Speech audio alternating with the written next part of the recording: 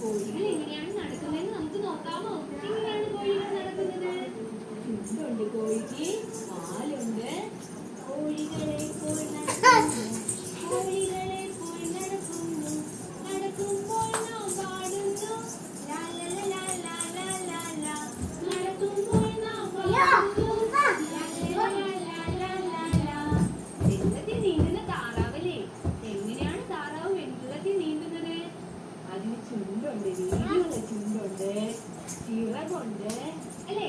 ആ, താറാവിനെ പോൽ നീന്തും, താറാവിനെ പോൽ നീന്തുമ്പോൾ നാം പാടുന്നു ലാ ലാ ലാ ലാ ലാ ലാ.